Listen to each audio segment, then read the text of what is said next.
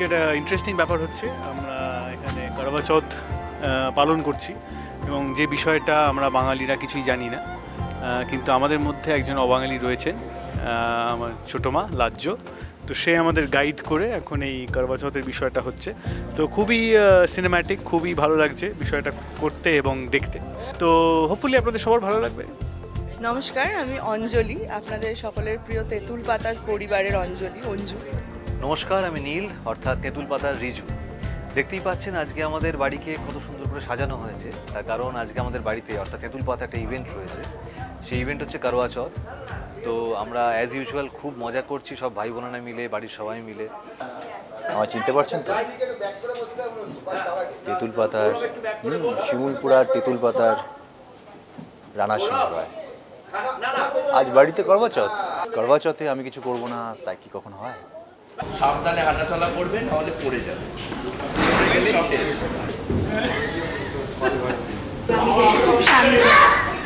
সেহেতু একটু আগে ওই করবা চৌথের থালায় যে প্রদীপ থাকে, সেই আগুনটা আমার চুলে লেগে গেছিল। তারপরে কি করছিলি? তারপরে এটাই করছিল, এখন যেটা করছি। এটা আমার বাপের বাড়ি। এবার আমার ছোট বৌদি যেহেতু বাঙালি নয়, অবাঙালি, সেহেতু ছোট বৌদির নিয়ম মেনে আমরা ছোট বৌদির একটা নিয়মকে আপন করে নিয়েছি, একটা রীতি, একটা আচার, যেটা হলো করবা চৌথ। আমরা অ্যাজ ইউজুয়াল খুব মজা করছি, সব ভাই বোনেরা মিলে, বাড়ির সবাই মিলে। তো ঝিল্লি যথারীতি খুবই বাড়াবাড়ি করছে একটা। তো দেখা যাক বাড়াবাড়িটা আমি কতটা করতে দিতে পারি। আমি আছি, আমার বৌদি আছে, মানে ঝিল্লির শাশুড়ি। দেখা যাক কি হয়।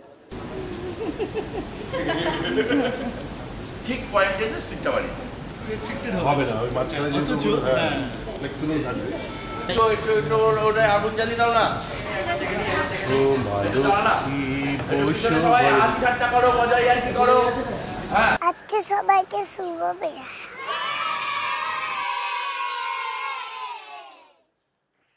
এবার সবাই আমার তেঁতুল পাতা দেখছেন তো? মেয়েরাই কেবল দায়িত্ব পালন করবে। না, ব্যর্থ হয়ে গেছে, ব্যর্থ হয়ে গেছে। ওরা তো বাঙালিরা খুবই মজা হচ্ছে, দেখেছেন, দারুণ সেজেছি আমরা। তো আপনারাও এই মজায় সামিল হন, আমাদের পাশে থাকুন আর দেখতে থাকুন তেঁতুল পাতা প্রতিদিন স্টার জলসায় সন্ধ্যে 6টা থেকে। ভালো থাকবেন সবাই।